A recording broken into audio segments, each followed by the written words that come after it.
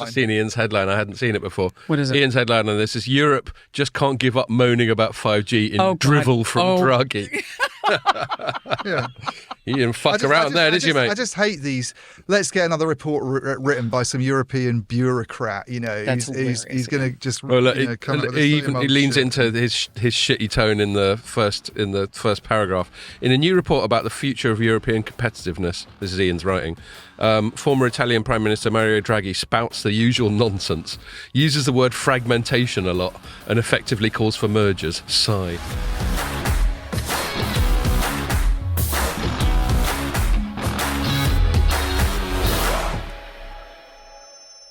Hello and welcome to another Telecoms.com podcast. I won't bury the lead and I will announce that we have Mary Clark. Yay! Yay! The OG podcast. That is correct. The GOAT. That is correct. I have more visits than anyone. I want this to be on the record. Really? Yeah, I think so. I think you heard our podcast with William Webb. Yes, and I've met There's a few Mr. people that Webb. are on a sort of fairly level number, I think, now. Yeah. I think Mary's got to be right up there. We were reminiscing because Mary's only been in town for a little while, but I was lucky enough to have to meet up with her earlier in the week, and we were reminiscing about that Christmas, New Year. I missed that. Weren't you on that? No. The one where we had about 15 people in the room. Yeah. Yeah, and we just had loads of drinks, and there was like sounds of bottles clattering in the It's like background. 2016 or Yeah. 2015. That was barely like when we were. That was very early days. That was Maple I don't think House. I even knew you then. Yeah. That was you did. Well, yeah, barely though. Because it was after. I mean, we didn't start this till after Informer bought Light Reading because Pierre was always been involved. But who was that guy that used to do your job, do the host job? What was that guy's name? Tim Skinner. Tim. So Yeah. Tim was still there, and Jamie and you. Yeah. Yeah. So Yeah. I knew you, but I only know you for 3 months as opposed to All right. 10 years. I haven't thought of Tim's name in a long time. I know. That was if I'd known then that 8 years later I'd still be putting up with you. Huh.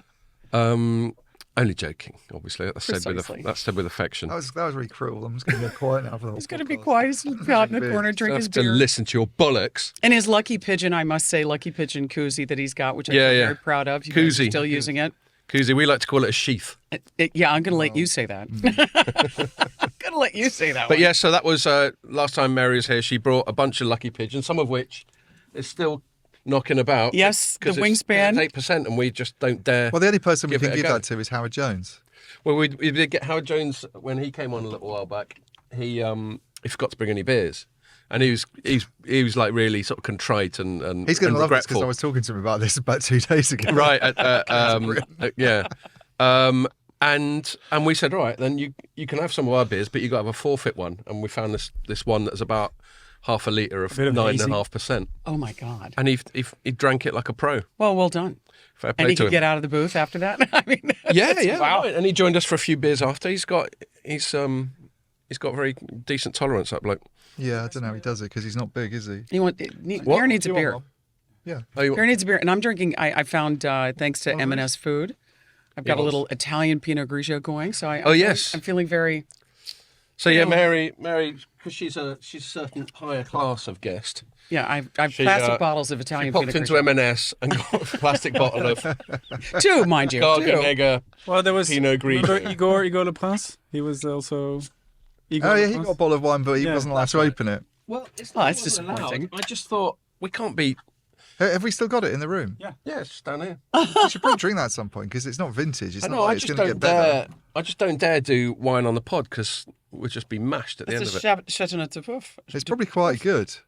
Chateauneuf de Pop. Yeah. There we go. I don't know what Chateauneuf de Pouf is. I don't know either. I think I just was mashing That's their the other pop brand and the that neuf didn't work together. out. To poof. What can I say? That's their more fabulous brand. That is correct. Okay. Anyway, so great to have you, Mary. I can't get this wine back now. There we go. There we go. No one can hear you then. All right. Great to have you, Mary. Thank you. And we'll check in and see what you're up to. Fabulous. In a sec. But there's been quite a lot going on. And I've been out and about this week. You've been out and about a lot this week, Ian. Yeah. So let's quickly go over it. One thing I want to do before I forget. Last night Where have you been out and about? Because I didn't see you anywhere. I had dinner with Mary. Yeah, that's it. Does that count? I was going to say, I think he had dinner with me. That's all he's really talking about. Yeah. No, last night. Well, no, but we've like collectively been out about. Like you and Andrew went to that BT thing, which we'll touch on in a sec. And then last night, I just want to give him a shout out. There's a PR agency called Spark that had their 25th birthday. Oh yeah, I got an email about that. Yeah, and I decided a couple of other times they've invited me to stuff and I've blown them out, and I thought that's Christopher Hamer, isn't it? That's right. Yeah, and Anna Williams, I think's her name, yeah. who runs it. Anyway, I did pop by. There were no hacks I recognised at all, so I was just standing around like a loser for a little bit. Yeah. But then Rich was there for a little bit, for like a half an hour. You must have missed him. Rich was? Yeah, because he knows K-Wall. No. He was a part of that. Right. You should have pinged me because I was on my way back into London, and his email went to a thing. He apologised because he sent it to the wrong account. Oh, or okay. something. Yeah, sorry, mate. So I didn't know, but you could have. But it's good. I ended up Yeah, chatting to loads of people, and anyway, happy birthday to Spark, to Anna and Chris, and the whole team there. Maybe I turned up a bit late. I was there about 7:30. Maybe Rich was there before me. He just left. Yeah, He just because he ended up meeting up with me with all the GSMA folks that I met up with. Right. Yeah. So anyway, just want to give them a shout out if they listen. They didn't really have telco clients at the moment, which is a shame, but they're a really good agency. They've been growing well. They are kind of CC Group, Babel kind of size. Yeah. But yeah, they're a good lot. So and thanks for a top night. I ended up not being a loser and chatting to some people in the end. There you go. And I thought I was just going to be there for a couple, showing my face, and lo and behold, I get home about 12:30. No kidding. Yeah. So that's 2 nights on the trot. But I'm doing all right. You're doing all right. You're not So fading. yeah, All that's that. So Ian, you've done 2 things. Shall we? How was Connecting Britain? So that's run by another telecoms title, or at least represented by another telecoms title called Total Telecom. Yeah, Terrapin's the organizer, the group. It's a really successful event. I mean, I think they were at Angel Islington at the design centre, is it the business centre there, and then they had to move it to Excel, which Because it wasn't big enough. Because there wasn't. Unfortunately, they've had to go to the Excel because it's a really sort of bore, isn't it? soul-destroying place. And there's nothing there in terms of coming out afterwards and being able to get a drink. There's just one place called Because Fox, Islington which is isn't very ideal. cool. Yeah. But it just wasn't big. So I think they had 6,000 attendees. I mean, for an event that's just about Britain, and mainly focused, by the way, on like fibre and altnets and this sort of thing. I mean, it has got a bit of a broader kind of remit now. Like Ian Milligan was there from 3 talking about why Vodafone should be allowed to merge with with his company, obviously. But more on that later. But it's I mean, it was really busy, and like they get good people there presenting. They had Mark Alera at the very beginning. Cool. Still smarting from me taking the piss out of his ads. Well, he sort of said hello and said, "Oh, not you again." Did he really? Jokingly, I understand. But yeah, we had because we always sit in the front row, Scott, and I was again at the front of Connected Britain. So we had. They must look at it and be like, "Oh God, those two." Well, we had we spoke about it in last week's pod, but they had this announcement, and my initial take on it, and still is, that it's an attempt to try and get people to pay more for their sort of communication services. Yeah, I listened to last week's pod. I heard you talk about it. Oh, you listened to that? Yeah, and I just mentioned that those crazy ads they used to have of people getting shaved by robots on top of mountains, and I just went, so we're not going to have any more of that then? And he sort of gave me a bit of a death stare. Yeah. Poor man. He was there, and they had Melanie Dawes from Ofcom. Right. Who I have to say I thought was fairly dull, but maybe that's just what you do. She's an apparatchik. She's a civil service. And they had thing. They had lots of like CTO types, and That's cool. They had Greg Mesh, who's really colourful on stage. I mean that was my. Your classic. I did a kind gobby yank boss. The main theme of that event really is the state of the altnet market. Right. I don't know why I looked at you when I said that. I don't know why. It's kind of accompanied the growth of the event in a way has kind of accompanied this transformation of UK fixed, really, where we've gone from having Openreach as a copper-based broadband monopoly almost to suddenly like really going quite far up in the sort of fibre league tables, if you like. It's got like, I think the UK is like the fastest rollout at the moment that's going on. Maybe except France or something, I've been told. Well, I did that analysis of the Thames Estuary back in 2020. Yeah. In 2020, when I was trying to assess what was the digital need for broadband. And it was really clear that, it was just the fiber to the home was, just this long in the future kind of thing. Yeah. But yet it was so clearly between the housing needs that are that are present in the UK, and then the broadband needs. It was just like neck and neck as to which one needed it faster, but it was really clear. Yeah. So it's great to hear that it's accelerated as fast as it has. Yeah, and I think that's why it's got all this interest, because you've got all these altnets there, and the big theme really is like, where are we at the moment? I mean, Greg Mesh and Lutz Schuller, who's the sort of VMO2, he did like a keynote, and they were really having a go at it. Apparently, I've been told. Has he still got a dodgy haircut? Lutz Schuller? But I've been told that these guys, by sources, are actually really friendly and sort of almost go out and play golf together. But the things they say on stage about each other's companies, you wouldn't think so, and it's quite. It just sort of writes headlines. Yeah. They're all one of the themes that came from sort of both of them, really, and I think we've sort of speculated about this before, is that the UK is kind of evolving into what looks like a sort of three-player market, where you've got VMO2 and Openreach as kind of the big incumbents, and then City Fibre positioning itself as a kind of consolidator, or someone that plays a part in consolidation, as this other, because these small subscale they're not going to survive in the long run. And there's been quite a sharp sort of drop off in activity recently in terms of actual build activity by altnets, which isn't necessarily a good situation when it's only half done. That was kind of the theme of the piece I wrote, and the questions being raised. It's like the investment money drying up or something. Well, I think this wave of investors came into the market years ago, but it's not. I think it is drying up. It's not like those companies, their business plans haven't really gone anywhere. You know, a lot of these smaller companies, they kind of drew up the business plans and got the investment, and it's kind of not really. Yeah, but Openreach's response was to go, we're going to build to 25 million properties over the next few years. And that's about the number of houses that are needed in the UK still, though. Yeah, and it's kind of basically just made it very, very hard, I think, for any altnets. As soon as they overbuild and they've got the ability to do it at quite a low cost, which I think is going to be hard for anybody who's serving 100,000 homes to try and match. They're not going to be able to do it. The economic, I mean, City Fibre, yes, but that's why they're this kind of in this position where they can sort of.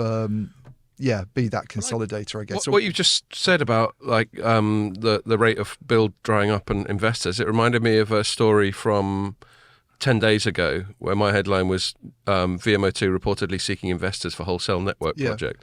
I think this is presumably, this is journalising Bloomberg and they're people with knowledge of the matter. Well, but anyway, he said it more or less on stage. Right, okay. But what really caught my eye was that they want to raise $5 billion in investment. No, 1 billion, I think, for a unit valued at 5 billion. Yes, correct. Sorry, I stand corrected. Spot on. But I thought, God, they suddenly need to find another bill from somewhere. It shows that money's a bit tight with these. Well, I mean, I don't think the fibre infrastructure market is. You can't look at what's going on in RAN and say everybody else is doing really well. They're all connected, to some extent. You look at Nokia, which is probably the biggest provider of fibre access equipment in the UK. Like, its fibre results aren't great at the moment either. No. I don't look at Adtran that much these days, which is the other big one in the UK, although it's not very big internationally, but they're probably similar. It's a bit of a downturn for everybody. So, but the guy from Nexfibre, which is a sort of spin-off of Virgin Media O2, so that's another thing entirely that they're doing with InfraVia, I think. InfraVia being some private equity group. He was saying, we have to sustain this. We don't want to have this situation where half the country doesn't get served. Yeah. And then, because people have already, I think he said people have already put in about 20 to 30 billion. Yeah. And we're not seeing investors showing a great appetite to put in another 20 to 30 billion. And, and Greg Mesh said, we started the spark of competition. We kind of need to nurture it so it becomes a flame. And but there's got to be a correlation to the buyer, right? I mean, the buyer and the utilization of it. When I was doing that Thames project, I mean, it was very clear that there were projects, sort of in both Kent and in Essex that were going to require more fiber, no question. And some of them were really big. Some were production studios. There was, data centers. There was the need for a bunch of fiber. So there was certainly a need for it that had dollars attached to it. But if where are they putting this fiber? And at some point, the business case has got to go and say, all right, where's the buyer and who's going to pay for it? And all the altnets have done, in many respects, is challenge the pricing of City Fibre and Openreach. Yep. So therefore, back to sort of the falling knife of the pricing. Where does the pricing level out for fiber to the home? So there's got to be that correlation here between. There's got to be a correlation between the housing crisis and the investment in the fiber, because if it's going to be FTH, then who are you selling it to if you don't have the homes? That whole housing thing. There's some people, like there's a economics journalist called Liam Halligan who's really strong on this. The housing situation. I'm sure this is true in lots of other countries, but in the UK, the whole system's so fucked because they've a few house builders. They probably corrupt local councils into giving them a heads up when some land's going to be made, available to build on, and then they just buy the fucking land and sit on it. Because better to undersupply and thus be able to charge a premium for everything they do build. It's a nightmare. There's got to be a correlation to this because it's really bad. Yeah. I mean, I just remember from 2020 it was really bad. But the kind of the 3-player thing makes sense to me anyway. Because if you talk to, you've obviously got to get people using these lines because otherwise you can't just build all this fibre and then have like a take-up rate of 2%. No. And I remember Nokia sharing some data with me years ago where they were saying that and a lot of other people have come out and said similar figures that they sort of got shared at Connected Britain, that you need about 30% take-up rate to make it just about sensible in the long run as a kind of an investment. 30% is basically 3 companies, in any given area, but you're not going to get this patchwork because it's just not economically viable given economies of scale. So that totally makes sense what you're saying, that you end up with 3. And then I think the question then is, how much can the other 2, whoever they are, take from the incumbent? Right. And that's the thing that people, and I think everybody got a bit panicky like on the Openreach side when maybe they didn't on the Openreach side, but the parts of the investment community when the Sky deal got announced a few weeks ago. I think I was on holiday at the time, but the Sky City Fibre deal, right, which got asked, that was like one of the questions that the people who were doing the moderating seemed to ask of just about everybody who got up there. Mark Allaire didn't want to comment on it, unsurprisingly, and it's not really his side of the business anyway. But obviously Greg, but he's kind of like that. He's kind of like the opposite of someone like Greg Mesh. He's much more he is sort of reserved. Yeah, and well, he's got more to lose. He's got more to lose. Yeah, no, totally. It's not a criticism. But that's the thing that they've lost 701,000 broadband lines in the last 2 years, BT, which is not a big number in itself. But if you extrapolate that over a decade, it's about a third of their whole business. So they don't want it to go on, and they probably aren't going to lose that much. But where do they end up? Do they end up with 66%, or do they end up with because a third? I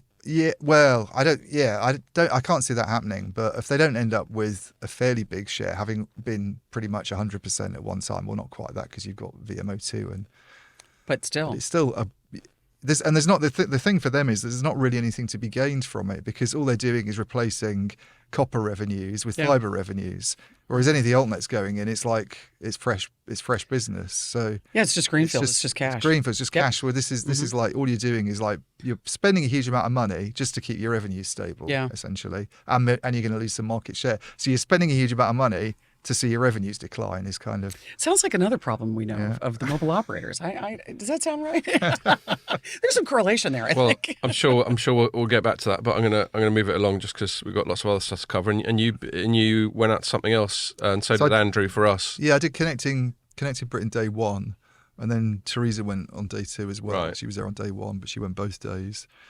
And then I went to Industrial Park, which is BT's research. Right, and what was that like? What was that all about?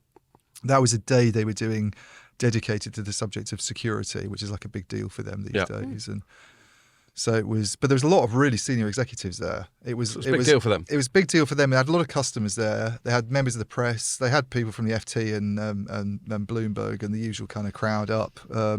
Alison Kirby, who's the newish CEO, was there. Howard Watson was there. And they had people like Gabriella, she's sort of heading up R&D, and Harmin Mehta on the IT. So it was good, like opportunity to kind of go and talk to. They had a couple of off-the-record chats that were very revealing. That obviously can't say. What was their big focus on? Well, thanks for that. What was the big focus on the security? What was the main topic? Everything to do with security. Everything. I mean, it was a whole Network day. Security. It was a whole day, obviously. So there was all sorts of breakout seminars and things they were doing with people who were up there. I mean, one of the things they wanted to talk to, or one of the things I did arrange to speak to Gabriel about very much was the kind of quantum stuff. Right. Because that's like a big research area for BT. And 6G. And it's this big kind of... God, I know. I can't wait. It's going to be brilliant. But the quantum thing's like a ticking time bomb, that if once the super quantum computer comes, the first person to get there can basically break all encryption on, so they get this sort of harvesting of data going on at the moment, because then they can just sort of run it through this quantum machine. And and then it's the doomsday scenario for us all. So that is the kind of. Can you get my wine out of that cooler Yeah. for me, please? After the doomsday comment. Thank you. It's going to make the Terminator look like a fucking fairy tale. That's right. We knew it was coming at any minute. So That's cool. Okay, well that sounds very interesting. That's very cool. All right, so yeah, there's a couple of bits of news that we're going to talk about later. There is this attempt to sort of revive the whole network API Camara type of thing that's being headed up, unsurprisingly, by Ericsson. So we'll talk about that, and then we'll also talk the news that we just came out today, where the Competition Markets Authority in the UK's sort of made some preliminary statements about whether or not it's going to let Vodafone and Three hook up. And yeah, there's some interesting nuances to it, and I think it just leads to an interesting chat about, competition, antitrust regulation, all that sort of thing. Do they say hook up? Is that how they put it? I'm sure it's As long as they leave the bedroom door open, don't right. take any alcohol into the room. 1 foot on the floor. One foot on the floor. I think it's Each to their own. So we'll talk about that, but we'll start by asking Mary, what the fuck are you up to these days? So, in February, I joined a company called Numeracle in the U.S., and I'm the president and chief operating officer. And President. I know. You're the best president. You're tremendous. His voice has changed. I think It has a bit. It's I'm got a bit trying to do. weird. Has anyone ever seen Shane Gillis doing Trump? No, but I bet it's good. Spectacular. It's just perfect. I think every imitation I see is just glory. Yeah. It's fantastic. So you're not that kind of president, No. right? No, I am not. No, and so I run sales and marketing and product management, and I'm having a ball. This is a company that I got introduced to through a good friend of mine introduced me to Rebecca Johnson, who is the founder of this business. Rebecca saw a need in the industry where a few years ago, in the response to robocalling, which is the incessant dialing of consumers, when we don't want to receive phone calls from people we don't know, there was a robocalling task force that ultimately led to the mobile operators in the U.S. having to label calls as either spam or scam likely. Which we approve of. Very much so. But that, necessarily caused maybe some calls that are legitimate to be labeled that because they didn't meet certain requirements that were part of the filtering, if you will, going into going through. So it's an unsophisticated filter. Well, an analytics engine is being told what to filter for by its operator customer. So, there are analytics engine companies in the U.S. that are acting as the filter for these operators, for T-Mobile, AT&T, and Verizon. And so she really started seeing there was an opportunity there to say there is a way we can take Know Your Customer, KYC, that's been used for decades as a part of the banking process of legitimizing a company that wants to open up a bank account. Not to be confused with fried chicken. Not to be confused with that. Thank you. There's an F in that, I think, though. I don't know what it says about me, but as soon as you said KYC, a bucket of fried chicken sprung into my mind. KFC and a man with a big white beard. So she saw this as an opportunity to say to enterprises, look, come to us. We're going to do a little vetting on you. We will ensure that you are who you say you are. We will ensure that you have consent to reach out to your customers. We will help you look at your dialing patterns, and we'll register you with these analytics engines to say this is legitimate business. We'll be maintaining and monitoring their calls to ensure that if they get marked as spam, we will remediate on their behalf. She essentially started the whole category. Cool. And I started talking to her and the business in 23, and she brought me on in awesome. That sounds really in February. Exciting opportunity for you, but yeah, she sounds like one of those legit entrepreneurs. Totally. Yeah, she is start it up in your garage type of people fierce, that you hear about.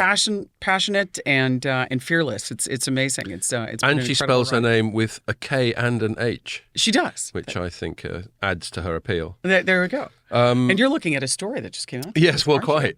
So we wrote a story. Nick Wood, survey sheds light on caller ID's trust problem. So this was obviously, Mary. The reason she's alluding to it is because it was based on a press release from her company, which you presumably had a hand in writing. I did have a hand in writing, yes. Indeed, yes. I heard from the person who wrote BT's press release that I called out a minor sort of punctuation issue. I heard. Yes. Oh, did you? They got in touch. One that you from last week? So yeah, thanks for flagging that up, you bastard. No, they weren't a dick about it. They were joking, but yeah, I heard from them. That's anyway, but I don't know if yours had any typos in. But seeing as you're sat next to me, I won't flag them up even if it does. Yeah, no, I'm sure there were none. No, I'm sure there weren't. But anyway, look, rather than me go through the story, why don't we hear it directly from the source? What is this survey about? Well, clearly I'm doing a survey that relates to part of my business, right? Which is we want to drive more trust in the communications channel. So I'm asking consumers, hey, do you have any trust in the consumer channel? So yes, I do know that it is a little bit of my self-interest. So I'm taking that away from you so you don't have to point it out. I've done it myself. So you imagine my surprise when the survey concluded people need to buy more of our shit. Well, but Nick actually called it at the end, and he said, obviously Numeracle and others are going to have to change what they do because consumers today, the main story here is that there are more than 60% of American consumers that won't even answer a call if it has, it could some caller ID, and they don't really even trust the caller ID that they're getting. And it went further into saying that there are segments of the market, industries, that if they receive a call from a financial services company, that's the highest rated, least likely to answer the call for, which, I myself was scammed almost. I got a call from a large banking company in December. I ignore it because it's just like an acronym of what the name of the bank was. And then they sent a text message immediately thereafter saying, the same bank, you have charges that you need to dispute, right? And so they came at me. And is it a phishing one where click on this link? Well, no, I didn't click anything. And then they called me again. Wow. And so I thought, okay, I'm going to answer this call. And so I went through this entire thing, just really pulling on them to see what they would ask me and what they knew. Yeah. And finally, I was just like, all right, you're full of it, so I'm hanging up. But they had enough information about me to really go down that whole path. Yeah, that's scary, isn't it? And it's very scary. But the thing is that caller ID showed me that I could literally spoof anybody today. Right. I mean, it's just... So that's back to your that's day right. job. And so what we're espousing here is that the current solution is not good enough, right? What we're doing today is essentially providing a legitimate business to make a phone call without being labeled as spam or scam, right? I mean, that's just the beginning of it. But the current branding solutions that are out there globally all need to, we need to raise our game. We need to raise our game in messaging. There's too much fraud that's going through. And that's really what, and it's very scary. And as Nick references in here, you have the ability to imitate somebody's voice with AI now. I mean, it's just going to get worse. Or what someone looks like. There was talk of this at the BT thing, actually. People started doing these clones of CEOs. That's right. You can do the facial replacement. And your CEO gets in touch with you and says that they need some help. And so they actually got sort of getting asked about this, how they kind of deal with it. And it's on the agenda for big anecdotally, as well. Both me and my wife received the same phishing text message, which was a text message saying, you've got a parking fine. Click through here, and if you pay it now, you get a discount. Click through here to sort it out. And I had a look at it, and the number was just a random mobile number. Right. And any time you've got something unsolicited where they're asking you to click on a hyperlink, you've got to be fucking suspicious. But God, the sort of social engineering part of it, where they come up with something which increases the level of urgency and panic and anxiety, where you think, fuck, I better sort this out. Well, yeah. And then you click through before you've given it some proper thought. So anyway, I thought of you when that came up, because anyone who can prevent that sort of thing happening. I mean, I must have told you, a couple of years ago, my dad got properly spoofed. I remember you telling me this. By some like Indian call center type where he was naive enough to let them take over his computer, and before he knew it, they'd gone into his bank account and nicked a load of cash. My father had the same thing happen. Yeah. He downloaded a VPN without really thinking about it and thought this was what he needed to do. Was told that his computer was compromised. All of a sudden, he's got a VPN that he can't work. I said, "You need to unplug your computer right now and shut it. Turn it off the internet. You've got to get it out." This is a rocket scientist. I mean, this is a brilliant man. So to me, the whole point in doing this survey was to say, we've all got a lot of more work to do here. And we can't just assume that this is just going to be okay. and we're just going to ignore it. So there is work that's going to be announced here in the next couple of weeks from CTIA in the U.S., which is the Trade Association for the Mobile Operators in the U.S., where they'll launch a solution called Branded Calling ID, where it will be an open ecosystem, but everybody has to participate in the same rules. This is just U.S., and it will allow for the opportunity for there to be vetting upfront in a standardized way for any enterprise that wants to enter this ecosystem.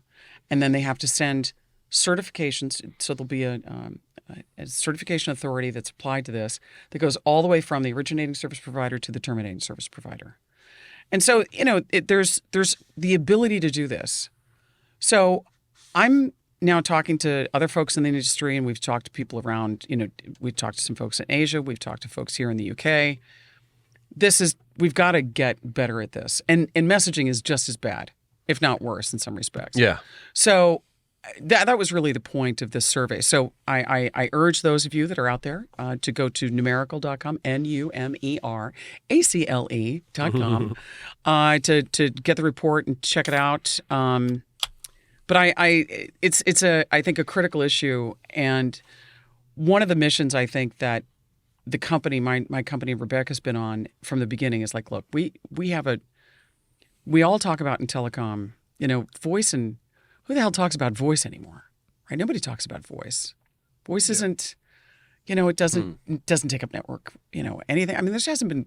It's like a free service. Yeah, there's no product management left in voice. There's no product management left in messaging, or if there is, it's not very much. It's certainly not got the kind of resources and focus that it used to. But that doesn't mean we still don't have, the need for this voice communication. So it's this kind of effort that needs to happen at the operator side because the brands are desperate for this.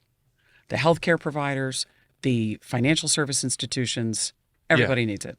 And it's any brand that's associated with a slightly more sort of delicate thing as opposed Very to like much. Coca-Cola or whatever. Yeah. Yeah. No, you can see it. Oh, well, they're pretty guarded about their recipe. That's locked in a vault somewhere in Atlanta. Sugar and food colouring, isn't it? No. So that's what I'm doing. I'm having a good time. And cocaine back in the day. That's why it's locked in a vault. They don't want anybody to know that. Nobody wants to. Yeah, exactly. Charlie Cola. Do you know what Mariani wine? What's that? Mariani wine is a precursor to Coca-Cola. It's actually, I think it was in France, and it's basically red wine with cocaine in it. Wow. So you're really saying that Coca-Cola originated in France? Is that what this is? As in, like, maybe the very bloody broad, French people trying to claim everything. Very broad idea. I was going to say, he's just claiming. Yeah. It's just claiming. That's cool. Yeah. That's very cool. And so it's all going. So you've been with them since February.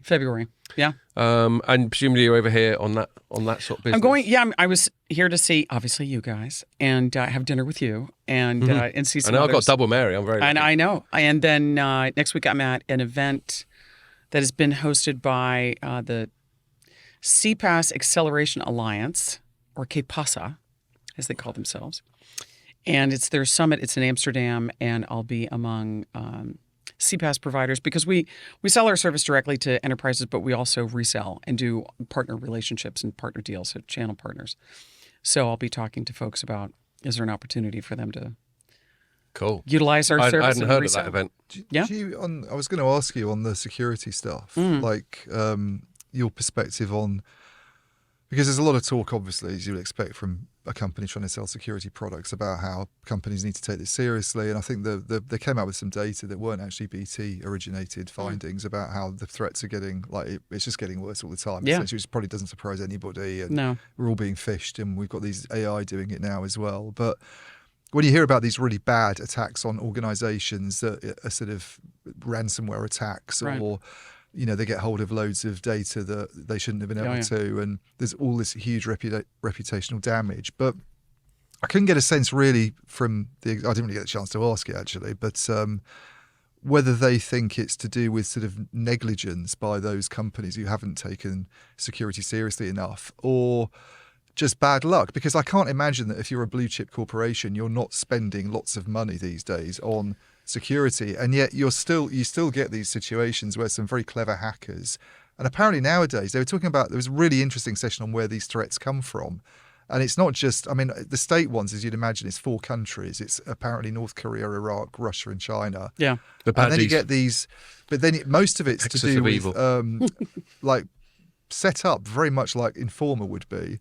Yeah. Doing ransomware and stuff. And obviously they're probably not going to be based in the UK or Spain or something. They're based in Russia as well and China, and they operate as legit companies. But their whole mission is to basically extract cash from and make things hard for companies in the West. But I just figure when it goes badly for you, it feels like you might just, it's bad luck, really. It's not like you've done anything wrong a lot of the time. My experience with this, and I've been very fortunate to watch in some of the companies that I've worked for, the what I'll call the sort of a stepped approach in terms of security and the amount of money and investment that you make.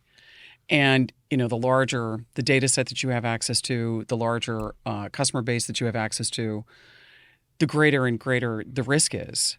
But I've never, it's always been with good intention, with the right approach to it, getting the right kinds of expertise on it. And there's a lot of expertise that's out there that you can buy, and some of it's not cheap, but you need it depending upon the kind of business that you're in.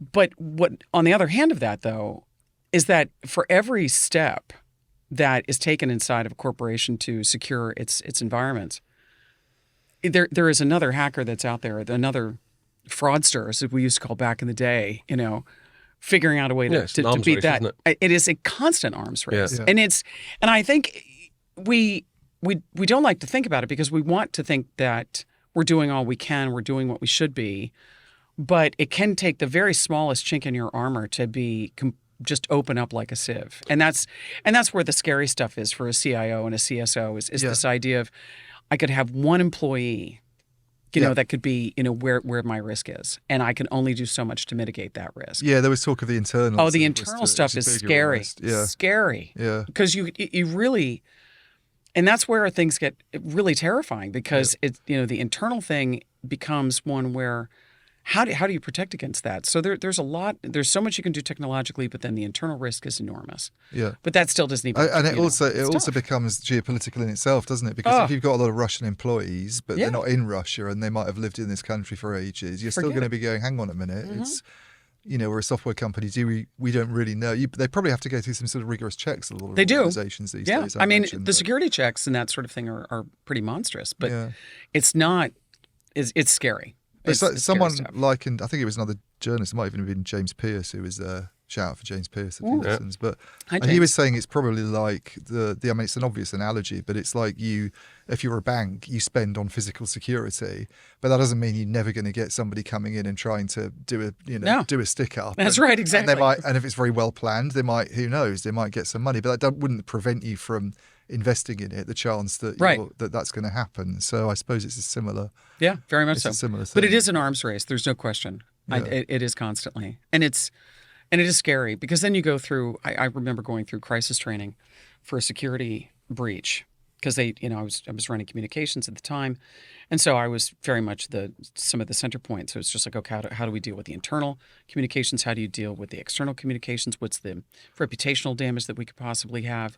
And this was a long set of training that I had to go through because it had such downstream effects, and it involves everybody at the senior level, and it involves the board, and so you go through these really material actions to make sure that you're doing all that you can to just be as prepared as you can. But it is in some cases just pure bad luck. Yeah, Alison, BT CEO, is like really interesting on it because I think having worked in Scandinavia, there's like a very really close collaboration there, as I'm sure there is here, but between like the government and the telcos, partly because of their geopolitical situation with this enormous border nearby with Russia, and she had a really interesting perspective on the kind of geopolitics of it now and this kind of state threat that you see coming, and has obviously been in the thick of it. But I think she brings quite with them kind of prioritising security so much. I think Howard Watson had already changed his job title to Chief Security and Networks Officer before she joined. It's quite interesting her coming in. And well, Alison's top notch. I as I mentioned before, I met her years ago on the stage at Mobile World Congress when she was at Tele2, and I just have the utmost respect for her, and she's great. I'm delighted she has this role. Really capable. Yeah, I'm really delighted she has this role. It's great to see her with a big tiered one and have this job. I'm thrilled. I'm thrilled for that. Cool. Yeah. So that's my gig. Yeah, that's your gig. No, it sounds like a really good one. And, I'm having a great time. I'm having a ball. And it must be fun being what is effectively a startup. Is that fair enough? Yeah. And so you've got all the, you've got the pace of change and growth and all that stuff that goes with it. It sounds like this person who founded it is a real visionary and a sort of classic entrepreneur type. And she needs a grizzled telecom executive, I think is what you called me. I think referred that's to you fair. as a grizzled telecoms exec. Yeah. Well, but I do, you were describing it to me before when we met up earlier in the week, and it's a really interesting dynamic, isn't it, when you got startups, and you see this in much bigger organisations, like something like Google when they brought in Eric Schmidt. You got these startups who are really bright, really visionary, and all that, but sometimes they need someone who has sort of got the T-shirt. Yeah. To, I suppose, make them not sort of navigate the sort of professional environment and you've had lots of experience with things like VCs and all that sort of stuff, haven't you? It's like Boris Becker in your coaching corner. Right. Yeah. Now that's cool. I'll take that. Maybe Boris Becker isn't the best example. Not the greatest example, perhaps? Without the complicated private life. Yes. Stefan Edberg. There we go. Okay, I'll take that. I'll take that. That's perhaps a better. But it's a really good dynamic, and I'm sure you've got every chance of it being a success, whatever success looks like.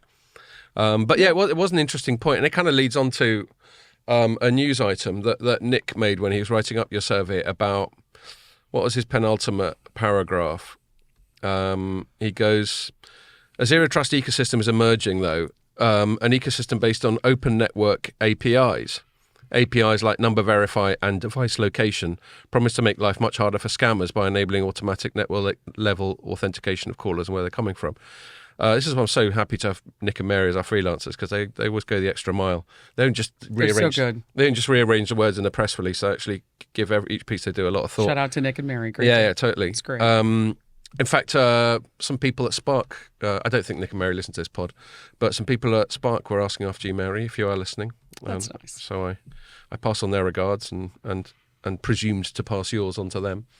But yeah, and then he concludes, as you flagged up earlier, as well intended and effective as numerical solutions might be, it may have to adapt before long to avoid being superseded. We're looking forward to the adaptation. I'll put it to you that way. Yeah, well, so that is a sort of segue into the bit of news that I teased at the start, which is Ericsson having yet another go, basically. Ericsson and I suppose the operators and the GSMA, I guess, having another go at making this network API thing work. And so just to quickly frame it for anyone listening who's not as in the weeds on this as we are, the bright idea, a lot of the bright idea that's come along in the last 5 years of how to make the next growth opportunity for telecoms, because there's no growth, as we were talking about earlier, that there's been no growth in voice or text messages for decades. There's no real growth in data, notwithstanding the main thing we spoke about in last week's pod, which is EE trying to bundle together a few things to persuade people to pay a bit more. But they thought, if we can, to me, if I've understood it correctly, and either of you two feel free to correct me if I'm wrong, it comes down to this concept called network exposure, which is basically you've got the networks, which we will use, but can you let third parties effectively sort of hack into those networks and innovate novel products, right, using the network? And in order for them to be able to do that, just like, we always cite, like in terms of like the mobile internet, something like Uber. The reason a company like Uber was able to create and explode and scale so fast is because there would have been some degree of API access to the phones and to all the components in the phones, and they'd be able to create a piece of software that interacts very intimately with the phone. And for that to happen, people like Apple and Google have to open up those systems to allow them to do that. And so they're sort of trying to do a similar thing with networks, but that's a lot more involved. Yeah. And they've been trying it for a while, and Ericsson famously shelled out a shitload of money on a company called Vonage. 6 billion. 6 billion, thinking that, Vonage, which does other things like CPaaS, like your conference you're going to. Yep. Voice over IP. Yeah, and all that stuff. But they also have lots of developers or relationships with lots of developers. Yes. And Ericsson thought, if we buy that, then that will kickstart this whole network exposure thing. But it hasn't turned out that way. They've written down the value of the acquisition by about 2/3 since they bought it. And then at the same time, sort of in parallel, we've had GSMA. They would say it's not turned out that way. But no, probably not. Well, Ericsson, you want to send someone on the pod to tell us it's been great, then feel free. I think your description so far has been really spot on. Okay, but I think the network APIs thing, they probably, because someone did say that to them on the last earnings call. They went, what are you going to do about all this value destruction? Who's responsible for that? And Boy Ekim sort of went, well, I guess I'm the CEO and I'm ultimately responsible. But he said, but give us time, because the 2/3 write down relates to CPaaS. That market's just gone tits up, hasn't it, essentially? And Twilio used to be worth something ridiculous, and it's partly to do with the stock market correction that's happened in the values of Twilio. But also too, I think but also the end market's not as good. But they would say it's got nothing to do with network APIs. Right. They don't really make any money from network APIs. No. It's the hope, I think, right? Network APIs is the future, and the whole thing about buying it was that we can build network APIs from that. And therefore, the write downs are to do with future-proofing the company. Who knows? Let's go forwards 10 years, and maybe network APIs is an amazing thing, and Vonage is considered to be, wow, if they hadn't bought Vonage, they'd never have been able to do this. Then everybody's going to be saying, well, they did go down, but look at it now. No, I don't think that's going to happen. I mean, it's the same thing as saying I'm going to build a developer conference to my Salesforce, and I'm going to have a bunch of developers come in, and I'm going to expose a bunch of APIs, and let's see what they can come up with. And they do it at AT&T did it for years. They would have developer conferences. Yeah, they used to be really into all that. Yeah, and that's essentially what's happening here. It's just like, all right, if we expose on a broad scale, because after I started asking the questions, you gave me that answer about having a little bit better speed on my gaming. I started to think about, okay, I understand what they're trying to do is, if we can have a secure and standardized API exposure, and we give this access to developers, we don't know what we can get out of this, but chances are it's probably different. That one's the one everybody's more downbeat about, interestingly. Interesting. That's the one that the network guys and probably Ericsson would want everybody to be excited about. But apparently the one that's got the most traction is the one that sort of generates the most, is things like fraud prevention. Right. So like a bank would develop an app that knows where you are specifically. They can really pinpoint your location. Well, they've been wanting to do that for decades. And they've done this by tapping into these network APIs. So I think Deutsche Telekom has done this. This sort of starts to get into the territory that came out this week. But Deutsche Telekom has done this store front for these APIs powered by Vonage. Right. But it's only Deutsche Telekom. It's not like a clearinghouse. Right. But they have got these APIs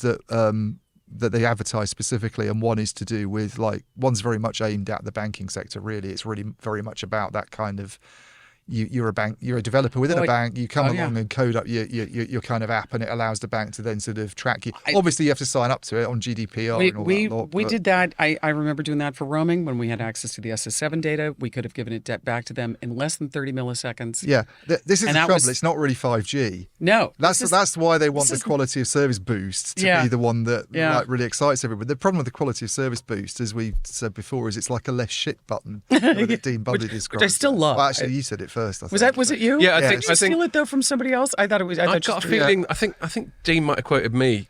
I heard it first from Mike Dano about Cox in the US, where Cox tried that and then they gave up. Right. I think Mike said something similar. Like, what does that mean the rest of the time? Is it exactly? And Ian's always made that the point. The problem with it is that there's all these other things coming out. I mean, the thing we were at last week with Howard Watson and Mark Alera talking about 5G standalone. Yeah. That is being pitched. Standalone is very much being pitched as a better quality 5G service than the 5G service you've got today. 5G non-standalone was pitched as a better quality 4G service. And we've seen with those that, they're trying now to sell standalone at a premium, but the trend has been ARPU goes down as the generations come out, and I just don't see why. And the other thing is, I don't see how you guarantee it. If you're a gamer and you're indoors and you've got crap spectrum being used by your telco, and then maybe there's a base station problem, no API in the world is going to guarantee you that latency that you're looking to get. So it's just So what are they doing? I mean, if you can imagine, I'm going to go out with SA, right, standalone 5G, and I'm going to try to sell that to a consumer at a premium. That's the challenge, isn't it? And then at the same time, I'm going to come out and say I've got these network APIs, and I'm going to hope that somebody comes in here with something that's going to help me make more money. Yeah.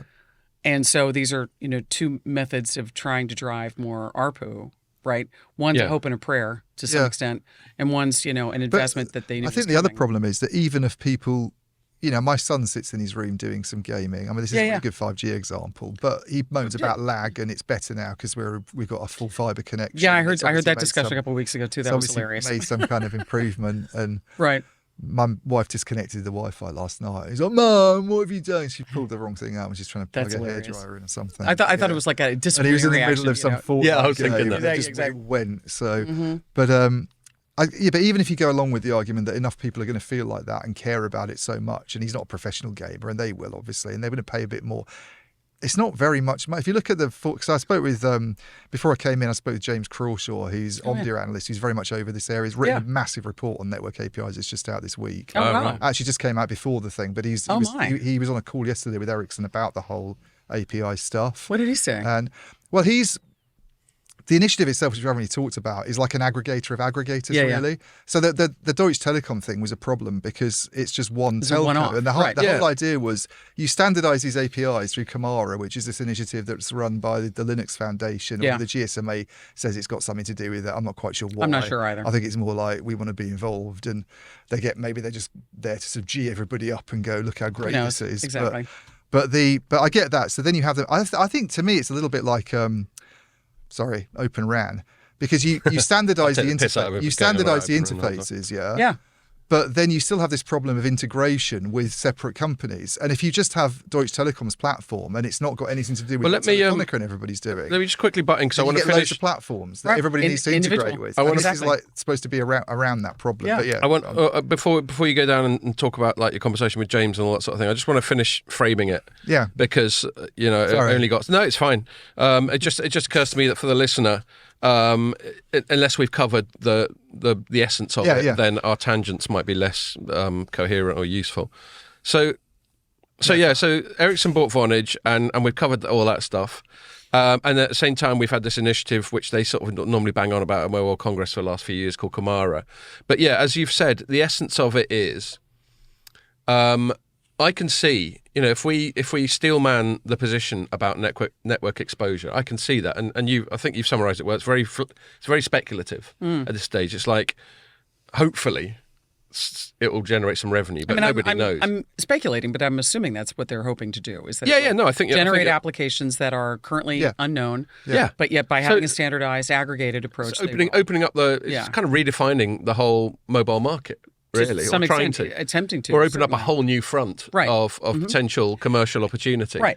But one of the problems is you get things like this DT, and I went on a call with them yesterday, and I chatted to Nicholas. I'm not going to try his surname. He's got some Swedish surname. Well, they pinged me about that as well, and then I was like, well, I'm at Industrial Park. Can I speak to him next week? And they were like, we'll see. So I was able to chat to him, and then there was also a guy from DT on the same call.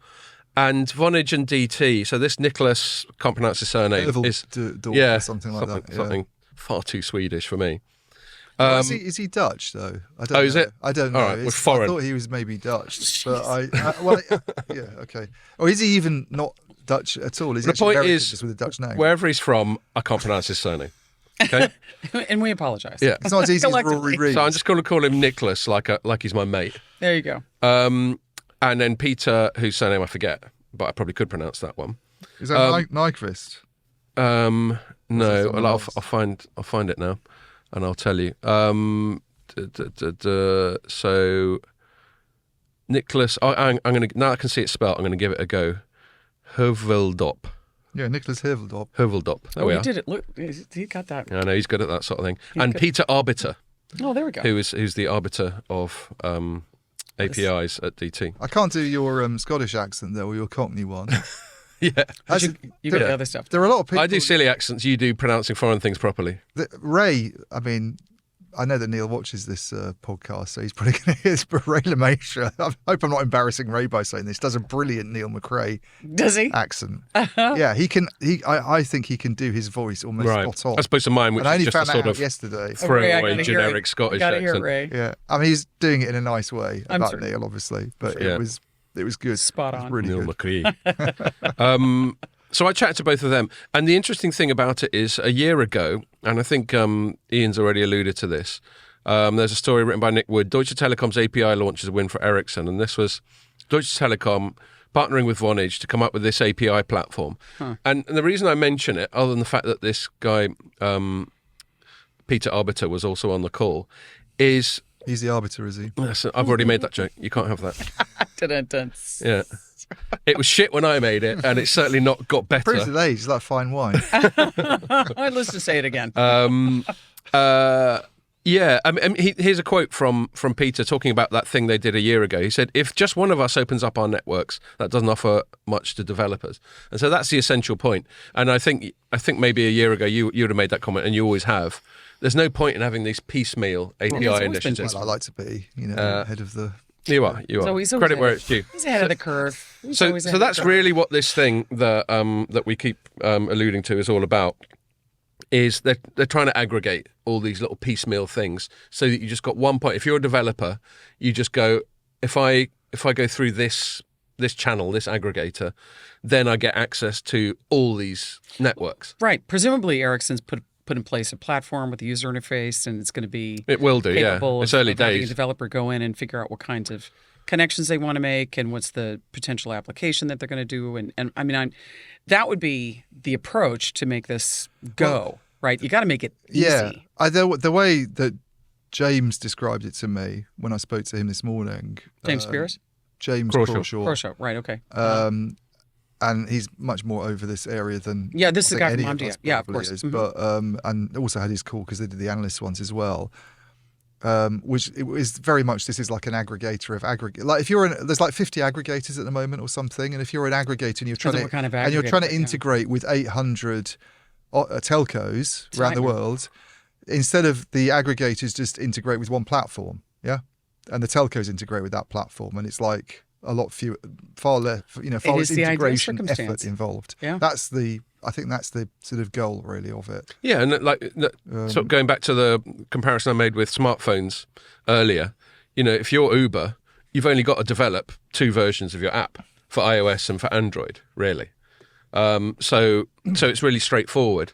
Whereas if we imagine, I don't know, it was like a bit like smartphones were when I was an analyst, where there were about 5, 6, 7 different platforms like BlackBerry. Yeah, the simplicity of having just 2 operating systems. Yeah, it's helpful. And that's it. If you're a developer, you'd ideally just want to develop once and then scale it over the whole world straight away. And that's one of the miracles of the internet, is the ability to scale one bit of software and access billions of people.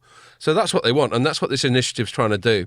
I mean, I think other things it's trying to do is kind of rehabilitate the Vonage acquisition that you were talking about earlier, and they. I mean, I think you wrote in your piece they're kind of sacrificing Vonage. Yeah, I mean, that was really very much. Was that James? Because I didn't have any insight on that side of it, but apparently they're not sacrificing Vonage.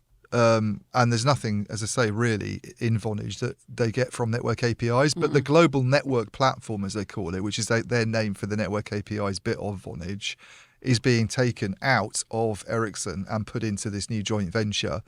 Because the platform we're talking about, the aggregator of aggregators, is a joint venture. Ericsson has 50%. Right. The telcos, there's 12 of them, have the other 50%. And it's a non-profit. And it's a non-profit JV. Which is fascinating. Yeah. I get the idea of using the Vonage that platform component, the aggregator, because as a voice over IP provider, which is what Vonage's history is, right? They had connections globally into PSTNs, right, in order to deliver calls. So when you think about its core business and then they added on the CPaaS component to it, that their connectivity as a whole allows you to kind of lift that platform up and say, I'm going to utilize that those doors that we've already opened and those rails that we already have how can we leverage those and put them into this kind of thing where we need to have almost a switch, to use a very old term, so that you could get to where you wanted to go. I could see that connection and how they would connect the dots on that. But I tell you, this raises the same exact problem, which is how are they vetting the identity of the people that are coming onto this? Hey. Kind of just back to, good segue. What I'm doing. I mean, this is identity is in the end is got to be at the key and the core of everything. Yeah. Because how do you ensure that where's the bad actor penetration avoidance here?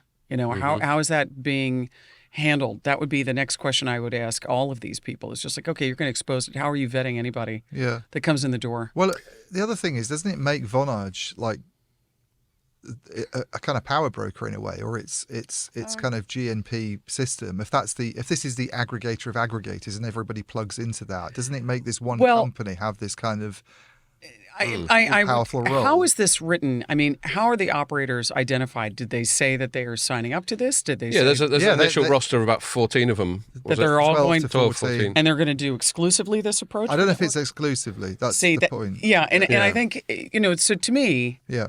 I don't think it's an exclusivity thing, but... Without having revenue identified Yeah. For something like this. My experience has been they'll sign up for this, but at the same time, they'll look to figure out how do we do a Deutsche Telekom kind of thing that we're, similar. That's specific just to our business. That is going to be an enterprise relationship. And then you get fragmentation. I mean, to me, one of my takeaways from it really is it just, to me, I suppose it's supposed to, the aim of it is almost to make things simpler and to have this kind of clearinghouse type thing. But in a way, it's actually just making it even more complicated. Now you've got another thing in the mix. So there's already a bunch of aggregators.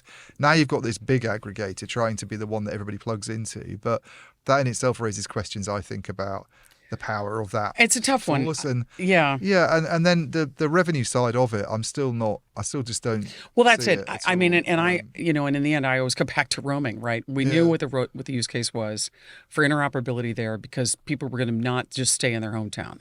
Yeah. They were going to go someplace else. So roaming was going to have a natural revenue opportunity. So let's interoperate. Yeah. Let's go and figure out how to work together so that there's no issue here. So that had a use case and a revenue line that you could build the business case on to say, okay, I'm going to sign roaming agreements with you, and I'm going to open up my networks, and we're going to have this standardized interaction with each other, and I'm going to deliver calls, blah, blah, blah. But the problem is that in this, you don't have any of that. Yeah. You have the hope that this is going to provide an access point that is going to deliver on applications that no one's thought about inside the operators, and we want to have proliferated and propagated across all of these consumers and available to all of these operators. But individually, these operators are probably, my guess would be, I'm going to have this path for network API, and I'm going to have this path, and this path is going to be just mine. Well, there's this thing that's happening. This is my guess. There's a thing that's happened in Brazil that James gave the example of. It's the operators there have launched this app called SimSwap. Yeah, right. I've read about that. Now that's I don't know a lot about based. It. Is that what's based? Kamara based. Is it based? Okay. And that's generating about 25 million in revenues already. Really? For them. Yeah. So James's take on this was, so there is, there's money in it, and that's a nice success story. It's Infobip is the kind of aggregator there. I think. Yeah, I know Infobip. Yep.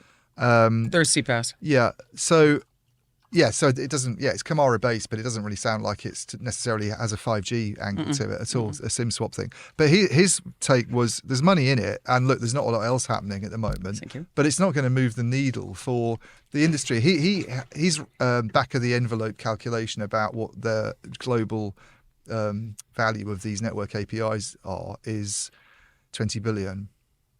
Which is not very much money. No. It's like, and apparently he was saying that the operators would get about 7 billion of that, because you've got all these other people in the mix. Like 7 billion split amongst the world's operators. Forget it. I mean, you might as well say we're going to do text messaging again. I mean, no, it's just not. Well, that's where I think, what interests me about this is it's quite existential for the industry. At least that's how those involved seem to view it.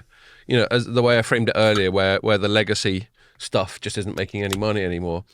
And so obviously all industries or companies have to kind of reinvent themselves. I mean, a classic example for me is someone like Microsoft that went from being mainly a box software vendor to the sort of cloud giant and all the other stuff it does now. And the whole telecoms industry feels like it's been at that kind of fork in the road for a while, at least 5 years. Oh, yeah. Or more. More. Certainly since the 5G era, since 5G turned out to be bollocks in terms of commercially. Yeah. I'm sure there's lots of cool technology in there, and I'm sure there are some efficiencies, and we're still waiting to see whether the low latency part of the 5G triangle yields anything particularly commercially useful. Well, it depends if you've got an API to access it. Well, there we are. So there you go. So this is the existential thing, is basically, and this is where I think Ekholm's often quite articulate about this. When you got equity analysts going, "Show me the money," and he's going, "Well, it's not as fucking simple as that." The trouble is, he is quite articulate. But the problem is you can't be articulate enough on this subject. It's so bloody confusing. Yeah. If you're someone, I talked to an equity analyst, by the way, at Ericsson's event who they set me up with. Oh, you want to chat to him? And I can't name him because it was on background. But he went like, nobody believes any of this, and it's very hard to understand what exactly they're getting at. You know, if you expose, like the way Scott described it, it's pretty as simple as you can. And even that's like, if you expose network functions through APIs, and then you get a community developers, and they come up with applications, something, and we don't know what the fuck that's going to be. People might pay for the APIs, and then it might inspire people to use services, and they might spend a bit more for those services. It's like, this has to happen, that has to happen, that has to happen. Oh, by the way, who's doing this? Well, everybody's doing it, and they all want a bit of money from it. It's just the API's 20 billion is not actually that hard to believe. You could buy into that. The problem that they've got, I think, is these McKinsey reports coming out. McKinsey, what a bunch of wankers, seriously. But, McKinsey reports coming out going, it's 300 billion in revenues over the next few years from, now most of that, they themselves have a 20 billion figure for the direct API side of it. But the rest, where's the rest of it come from? It comes from all the extra connectivity and edge data services that you're using. But that's all the same shit they're doing now. That's like saying that it's the same mistake as assuming because you're using, like Uber's very much a 4G application.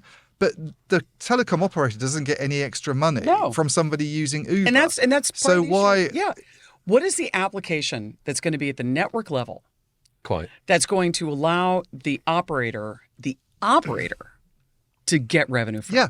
Well, that's the problem. But isn't the main model that rubbish? And that brings up another conundrum therein, because one source of revenue from this is charging for the network access, charging for the APIs. But then the reason that's a dilemma is because at the same time, they want these developers to get on the network and innovate and create these new products. But then at the same time, they want to gatekeep it by charging them for the access. What they really need to do, and I think this is kind of where they're headed with this thing, is they're kind of going, all right. I mean, I'm gonna read the last paragraph of your story where you quoted James Crawshaw from his LinkedIn post. You said, Ericsson is sacrificing any profits it had hoped to generate from its global network platform, which is basically what it was doing with Vonage, isn't it? Yeah. Because it's contributing this to the JV in return for a 50% stake. But in block capitals, the JV is not intended to make a profit, only cover its costs, which begs the question, who will want to run a non-profit tech startup? Now, yeah. I can name a few people that would do that, right. Probably. But this is the dilemma. I mean, they probably do. They probably got to the stage where they have to just go, all right, fuck it, we're going to write off a bunch of stuff on our spreadsheet that we thought were assets or we thought were future profits, and we're just going to go. We're basically going to, double down on the concept, and that's where Ekholm's having to explain it to these equity analysts, and they're going, "Hold on, you just shelled out $6 billion. Yeah, where's all that gone?" And he's basically going, "Yeah." It is completely speculative. It's not paying off. It might never pay off, but I don't think we've got any choice. Yeah. Other than to pursue this. No, I applaud them for giving it a go. I guess. And you could even go on to say, what have I got to lose in this? Yeah. Right. I'm going to write it down anyway. They already have most of it. I mean, no matter what. Well, if they write it down by another $2 billion, then it's like. Well, the Vonage thing is a different story, but I mean, just the network assets, though, right? I mean, the network assets have got to amortize anyway, so I got to go through that anyway. So why don't I do this? Here's the other problem with the Ericsson pitch, though. Like the thing that I was just saying is really confusing to understand because this has to happen and that has to happen and that has to happen. So you get to the point where you might buy into the idea that it drives up some connectivity revenues and some edge computing revenues that the operators actually get. Then. The reason, why does Ericsson profit from all this? Because all of a sudden, now that they're making all this extra money, they're going to go and spend money on 6G. or later stage 5G, and all that mid-band that we don't have in Europe because we're so deprived of mid-band and nobody can do anything, and we're all living in log cabins and making our own beer. All of a sudden that problem will be solved. I just find that itself hard to buy into. Why? Just because they're making more money, are they suddenly going to increase spending? I know. Yes, I get they're not necessarily inspired to spend a huge amount of capex at the moment because they haven't seen any boost, but there comes a point when, this is to the William Webb point, when you've got enough connectivity there and you've got your network engineer to do what it needs to do, and you don't necessarily see the benefit of having more kit out there. Will you do it just because you're making more money? I don't know. Well, but I think you're both saying the same. You're both saying the same thing, and the ultimate point is, it's a bit like, I don't know, a bit like the manufacturing model, where you've put all the money into the plant, you've done all the capex, and then the most efficient thing to do is to sweat that asset as feverishly as you can. That's right. Yeah, and that's what they're trying to do with the network. Exactly. Yeah, and they're hoping, they're betting and hoping, and got everything crossed that somehow they're going to be able to. This is going to mean that they can use the network as an asset. Well, I get, as a revenue-generating asset. If they are making more money, if all of a sudden, let's say, it all really works out well, and all of a sudden people are paying for low latency services, and obviously the reason they can get low latency services is because you bought this bit of Ericsson kit. Yeah, okay, I get it. They are going to be more inspired to kind of spend money on newer Ericsson kit, but it's still, there's so many jumps that the whole process has to go through for you to get to, because Ericsson makes money from selling boxes that run networks, and that's what it wants to carry on doing. It wants to carry on grey boxes that female engineers can carry, or the software that goes into them, because in future they're probably all going to be Hewlett Packard or Dell boxes, so it's going to do the software that goes into them. But it makes money from selling the radio stuff, basically, whether it's hardware or software, and that's what they want to carry on doing. And therefore, you have to look at so many steps for this to translate to money for them. I think it's a fascinating move. I really do. I think it's. I would love to be surprised by this. Yeah.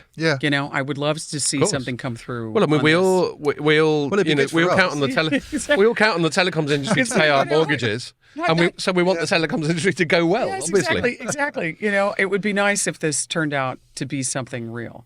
Well, I think just to sum up that bit, and then I've just got one other aspect of this that I want to flag up that we haven't covered yet, but we might as well.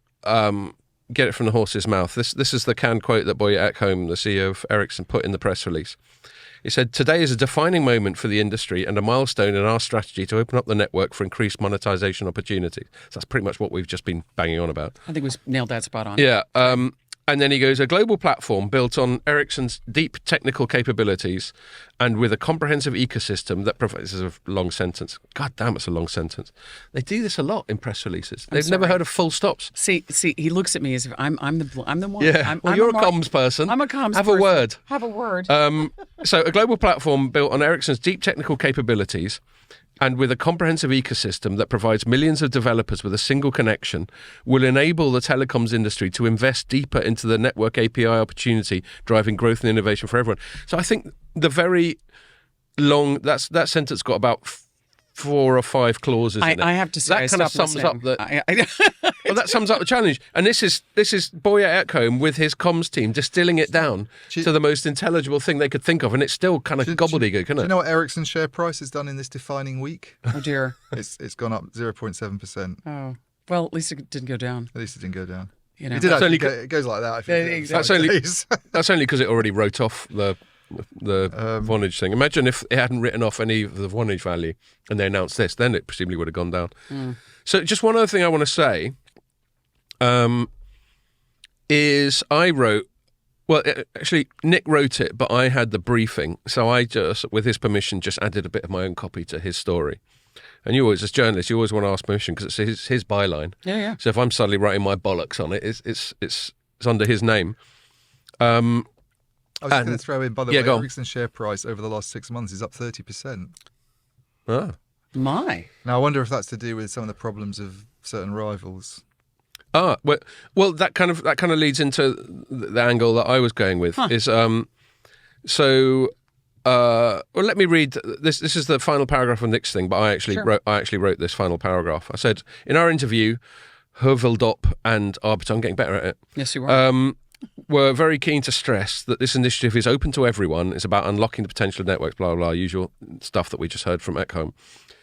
And then I said they had to start somewhere, but the impressive initial roster of companies, because there's also Google Cloud involved in this, and operators from a lot of different places as well, like Bharti Airtel, I think was one of them, and yeah, so they've got and some other like Asian ones. I think America Mobile might be in it as well. That's impressive. So it's quite global. Yeah. But then, as I point when I finish off my concluding paragraph, the initial roster of companies does make the absentees all the more conspicuous. It would be interesting to see if other vendors get involved, i.e. Nokia, and even more so if there's any Chinese representation, because that's the other concern when you get these sort of supposedly global initiatives. And there's who said this? Sorry, this is me writing a conclusion at the bottom of Nick's piece. Whenever there's a supposedly global initiative, it normally doesn't involve China, so it sort of adds to that sense that's been exacerbated by your lot of there being. We have a lone American here today, and she's representing the entire country. I'm going to have a go at America with geopolitical strategy. With Mary as the proxy. You just go. Oh, I could. Don't get me started on American geopolitical strategy. I'm just going to sit here, drink my wine. But no, what I'm more concerned about is whoever we point the finger of fault at, and there's plenty of fault to apportion all the way around. I know. But it's just that increasing sense of a divergence where there'll be an ecosystem and a way of doing things in the American sphere of influence and a different one in the Chinese sphere of influence. The Chinese aren't going to get involved in this, obviously. No. But I think the Nokia thing's interesting because obviously there's competing telcos in there. But the thing about Vonage is the platform. I know Google's in there as well, but Vonage seems to be doing quite specific things as the network exposure guys. Right. And Nokia has its own network exposure thing. I can't remember what it's called. So for them to join this initiative, this aggregator of aggregators, it's not got a name at the moment, but that's half owned by their biggest rival. It's half owned by their biggest rival. It just seems like there's not a role for them in that, and therefore this idea of it being an aggregator of aggregators is already flawed, in that the other big equipment vendor out there that's it doesn't have to be an equipment vendor, I suppose, driving this on the platform side, but they are in that game. They have network as code, I think, is the initiative they've got. I think that raises real questions. It about does. What it does is immediately fractures the market and challenges the validity of Ericsson acting as its own simply because they have this asset advantage, and they, it makes it difficult for Nokia to sit there and say, I'm not going to participate, but yet at the same time, how do they? Yeah. Yeah. What would be the answer? I'm assuming is this is a nonprofit. This is it will have independent leadership. Blah blah blah blah blah. That's my expectation of what it's going to sound like. But in the end, if it is a Vonage owned or Vonage run and Ericsson owned activity, and it's a not for profit, which means okay, then there are going to be fees paid to that. There will be some fees paid to Ericsson as a part of this. So, it just becomes difficult. And I agree with you. It's a shame, when you truly want something that is neutral, is Switzerland. Yeah. That can be and act as that clearinghouse that says, I'm going to act in the interest of everyone and act in this way. This goes all the way back to my early days in mobile when I was at Cybernet, and we were a part of CTIA, and it was a for-profit subsidiary of a nonprofit trade association. We were delivering services globally, but we weren't owned by any operator. Yeah. I had board members that were, from operators because they were members of the board of CTIA. But it was a completely different circumstance. And we were able to say, I don't care who you are. You've got to follow by the rules. Everybody follows the same rules. And that's what, I think some of the challenge is going to be here, that if you're going to enforce the rules, but you have a commercial interest here out in the market, that's not going to be, it's just a tough one. Is it feasible to do, though, without having somebody like Ericsson in play and Vonage in play? I don't know. That would be tough to do. I think someone's got to contribute, the platform.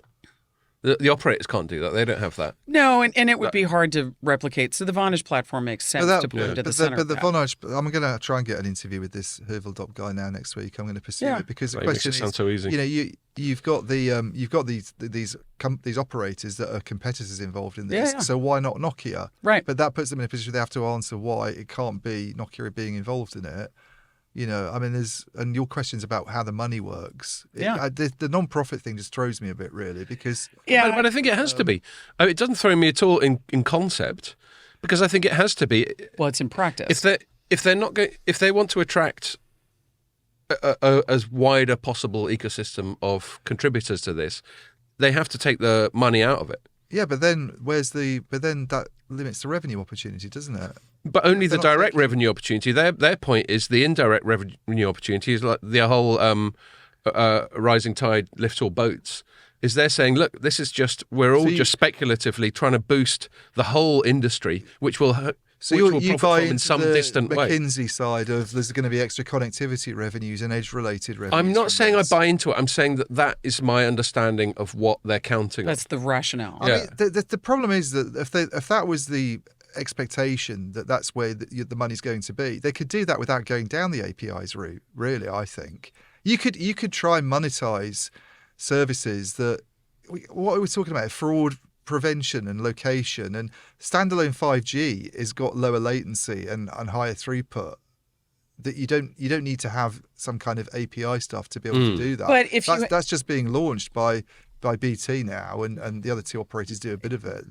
But they're struggling to charge. But I still think it's having, so to appeal to an enterprise that's going to look at the network and say, if I had access to, let's call it 1 billion mobile subscribers through entering into this network API aggregator, and I know that I could deliver a service to them because I can now access the network for 1 billion subscribers and I can get to them. And I don't have to worry about it's just this particular operator, just this particular geography. It's this many subscribers across this big geographic spot. Yeah. In order for the enterprise to make that rationale to say, I'm going to do this, I'm going to pay somebody to do this, they're going to come in and pay that. This is my supposition, is that they're going to pay that aggregator, this entity. Yeah. And there'll be a fee for that. Now, that's the APIs. Direct revenue. Yeah, that's the direct revenue to the API. And what should be happening at that point is that is then supporting the operations of that entity. And then Ericsson's ownership of that should only be getting, really a very small incremental component of this. It's not a revenue share kind of thing. This is a nonprofit. So that means all the money goes back in, is the way to think about it. All the money's going back into the delivery and improvement of the service, the delivery of the platform, the delivery of the exposure, the UI, blah, blah, blah, blah, blah.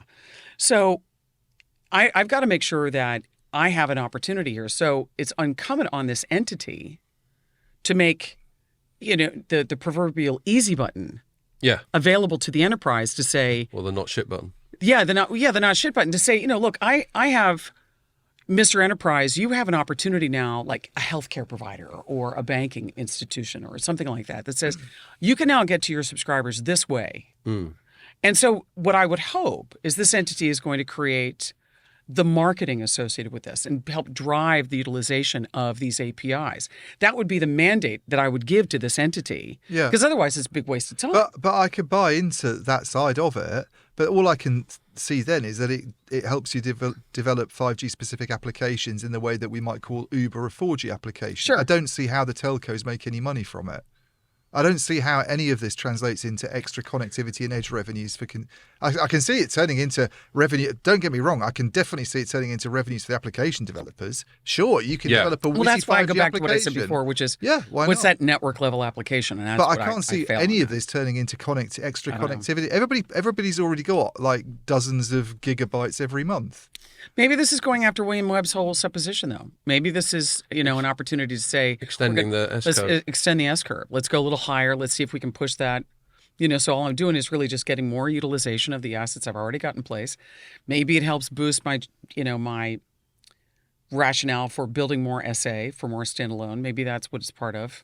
I mean, the business cases themselves have just got to be like, we're hoping that this works, this line works, and this line works, and this line works. I mean, I can see how these things get built, and they're just like, here are all the contributing revenue drivers that are going to hopefully drive this much possible revenue over this kind of period of time, and that's how you'd sit there and make the decision. Okay, yeah, let's do it. So the way I see it, and it's great to have someone like you in the room, a sort of C-suite person who's used to looking at the overall sort of strategic top-line view. So the telecoms industry has a total available market of whatever. Right. And their feeling is that TAM has just been milked. There's hardly any nothing upside. that's going to move the dot. Yeah. Everything is so incremental. So they're trying to almost create right. a whole new chunk of TAM. Mm-hmm. Yeah. And that seems, in its essence, what the sort of vision behind all this is. I think that's accurate. And you don't know what it's going to come from. I agree. Could this just be more connectivity? I get the TAM, but to me that's just applications. Yeah, it's just more connectivity. So bottom line is that it's just more data usage. I mean, they're hoping that one of the new areas of TAM or expanded areas would be business subscribers. Mm-hmm. So I mean, I agree with you. We all agree, and we covered this extensively in last week's pod. Trying to get more money out of consumers is really tough. Fair play to EE for trying, but I think we're similarly sort of skeptical about whether that's going to pay off. So we've got to find. I mean, you can do it one example. If you think of something like SVOD subscriptions, which is what subscription video on demand, Netflix, that sort of thing. 20 years ago we had none. 10 years ago we might have had Netflix. Now we've got Netflix and Amazon and Disney and Apple and all that sort of thing. So my point is, and this is the sort of thing we cover like when we have my mate Ed Barton, another long-time returning guest. Not as many as me. Not as many as you, I hasten to add. Is like, is there a chief amount? Like we've chatted about this. What do I pay? I pay typically, I don't know, 30 quid a month, let's say, on SVOD subscriptions. And is that a ceiling? Like me and Katy are always negotiating. She's like, all right, if I ditch Apple, can I have Paramount or whatever? Well, you can do that. Yeah. But the point is that the reason we have to have these little negotiations is because there's a sort of unspoken ceiling. Yeah. It's like, I'm not going to go above 30 quid a month. And we have that assumption about mobile subscriptions, that there'll be an ARPU ceiling. So having too many bananas in your fruit basket, one's always going to go rotten. Right.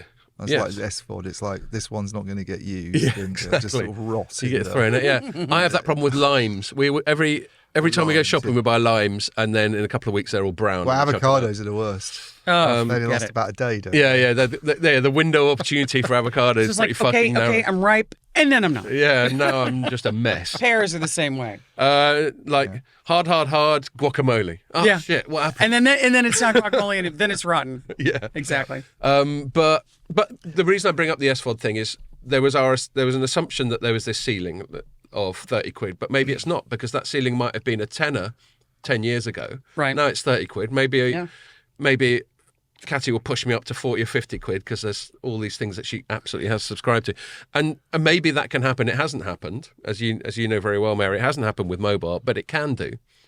And that's what EE was trying to. That was their pitch, is going, if we can demonstrate enough value. The reason we pay more for more SVOD is because we want the Netflix stuff, but then we also want to watch The Mandalorian on Disney or all the Star Wars stuff that you. Nice call out. Nice shout out for Star Wars. Yeah, for Star Wars. Yeah, I haven't talked to you about that. I presume you've binged all the little subsidiary Star Wars things. Mary, for people who don't know, is a Star Wars fanatic. Yeah, that's one of my least favourite ones. But Mandalorian, I thought was awesome. It's brilliant. Yeah. Anyway, and you want The Mandalorian, and then you want. I loved it. I haven't seen it yet. So. Yeah, I've watched it. I've watched all of it. In fact, I started rewatching it when I was travelling recently. So good, and even like the soundtrack and stuff, it's amazing. It's really good. Sounds like a Western, doesn't it? Yeah, it's just really cool and stylish. Ennio Morricone came back to do it. Yeah, exactly. Almost. It is exactly styled on that. It's true. Well, it is, and Boba Fett's whole character. I mean, it's not literally Boba Fett, I'm going to make one that's point. It is 3:30. Yeah, and we got one more topic. I know. This is Mary. This is Mary's way of going, step away from the tangent. Thank you, Mary. Yeah, I'm happy here. Anyway, and I'm the Star Wars fanatic, but I'm going to cut you off. Well, I'll finish off. The only reason I brought it up is there you go.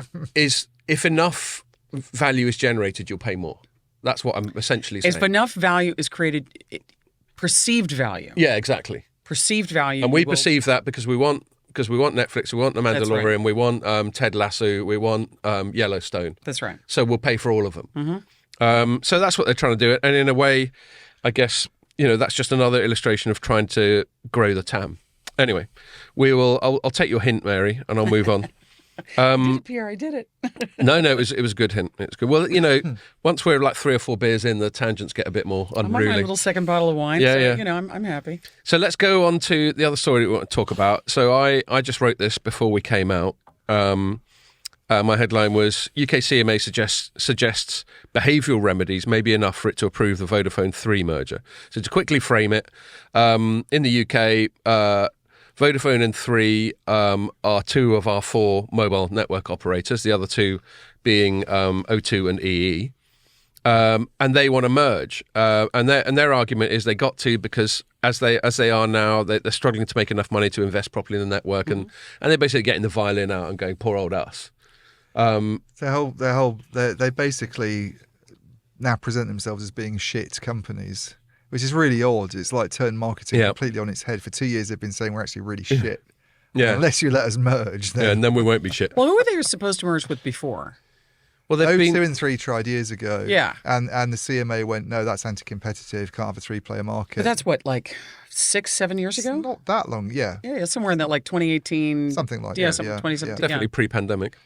Yeah. Yeah. That's how that's like our BCAD thing, isn't it? Yeah, the pandemic. Yeah, exactly. So that's what they're saying, and then what we basically have is this point of almost dogma, which is like in Europe they've long, and this will have been why the previous 023 thing got blocked. It's just a general sense that you don't want to go less than 4 mobile network operators, and we've chatted about this loads. I think we understand that a duopoly will not be a very functional market. And then we understand the more the merrier in terms of value for the consumer and downward price pressure and competitive pressure. But then with very high capex industries like telecoms, you can't have millions of them. No, because it just wouldn't be viable to have a national network. Then they think 3 is the magic number. Well, that's 3. Funnily enough, yeah, maybe. Little did they know when they came up with, which I always thought was a stupid name, 3. 3. Little did they know that it would actually translate to this pitch. I'll never forget looking at that. I remember getting exposed to the first time of seeing that and thinking, who thought of that? Like what marketing person thought, let's call ourselves 3. Perhaps it's the same person that came up with Everything Everywhere. That just as brilliant. I mean, you just got to shake your head. It's just, It might have been because they might have gone, look, that 3 thing, it wasn't Everything Everywhere, was it? Because as soon as 4G came along. Yeah, it was obsolete. So let's have Everything Everywhere. Yeah. That was the... And then go, oh no, that's shit, let's abbreviate it to E. Just sounds like a scream now. And so we know a duopoly is not good because a duopoly, while there is nominally competition, the capacity to form spontaneous cartel behaviour is just there. I.e., you just copy your only competitor. How many people live in the UK? What's the 65? 65 million? Might be more. And the penetration is what? Over that, right? Is it 100%? Oh yeah, it must be. Wait, right? 120, I would say, probably. So for me, I'm like, it's about time.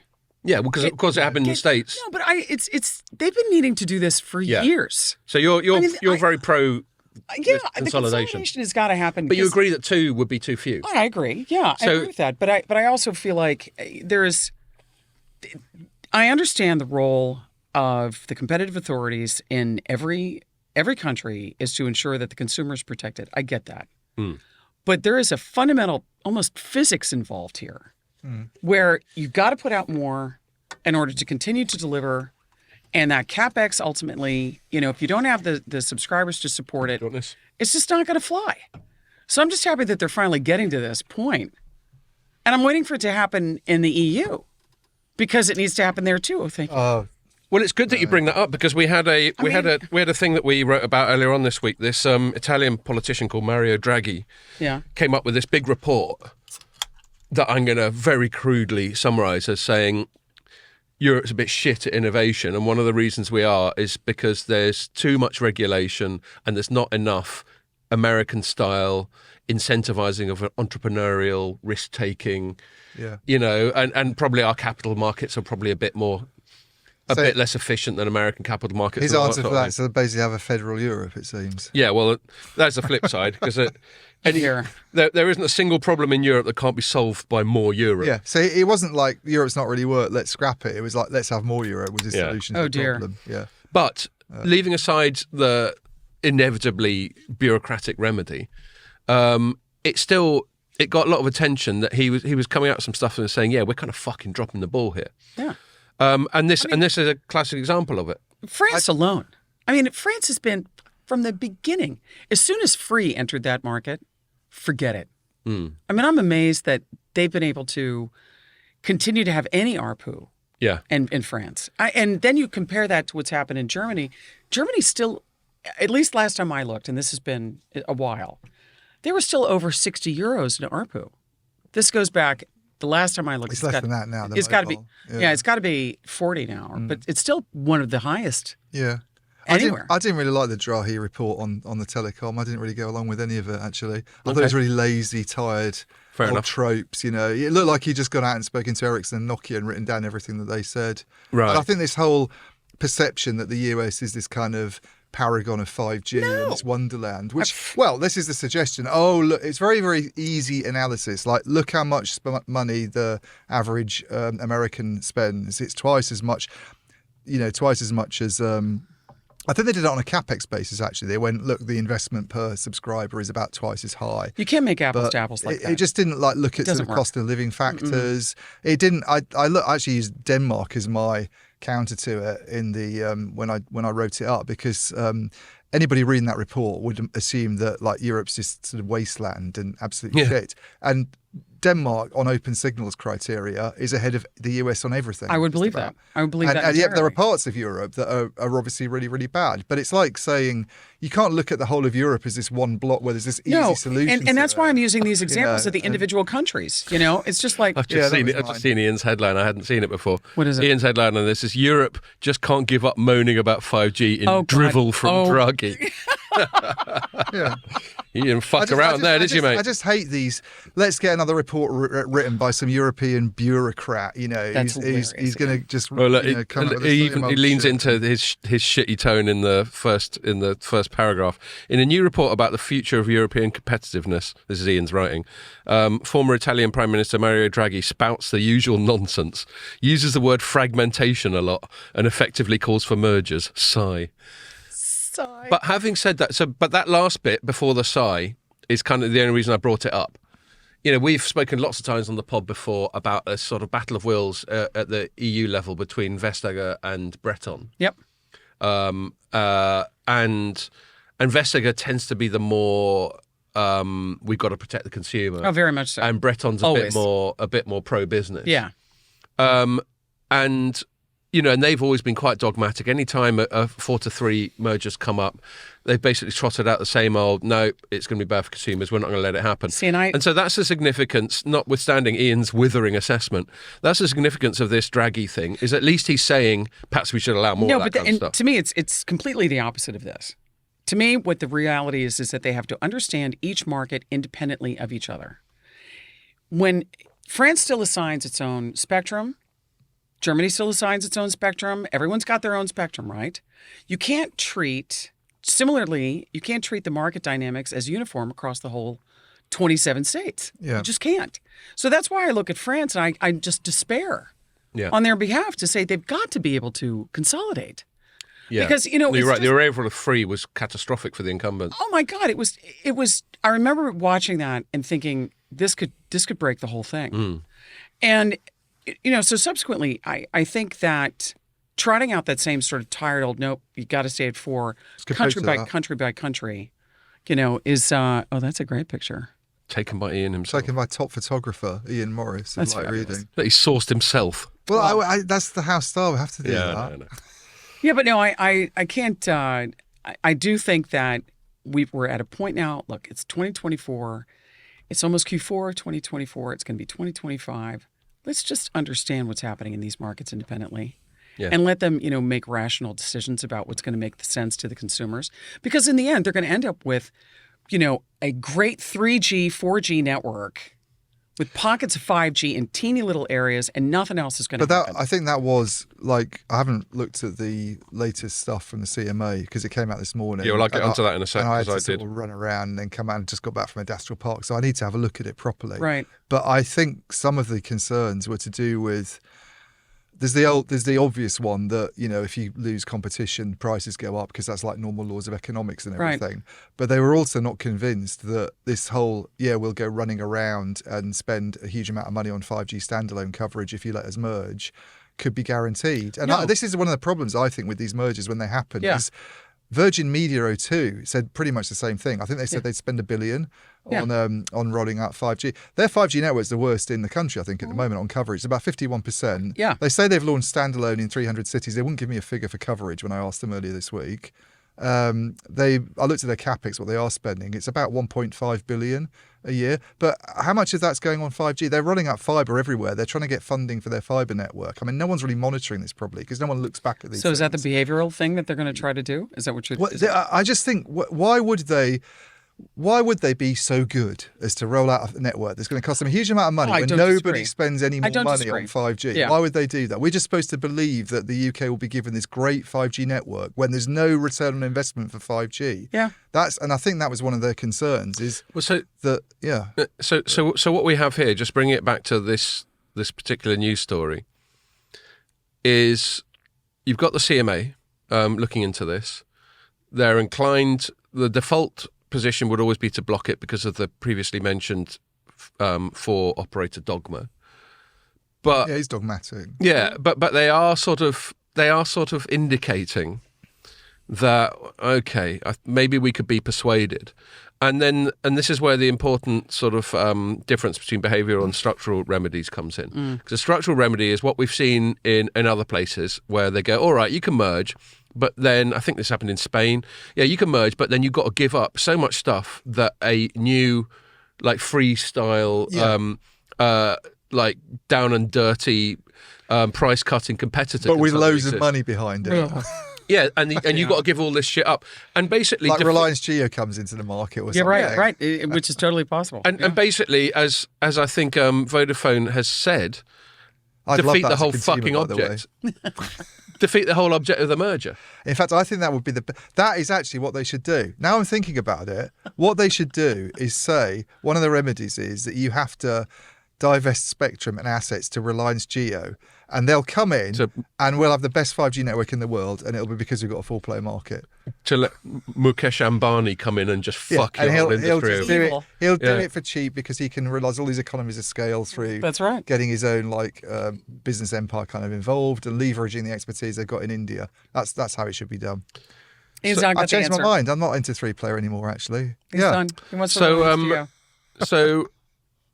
So what this really comes down to is we get these public statements like we got today, but there'll be loads of discussion going on behind the scenes between Vodafone and presumably even our CEO, who's a non-exec director of Vodafone, gets involved, Stephen Carter. Yeah. Between Vodafone and CMA, where you distill it down, they're basically going, all right, CMA, what have we got to do?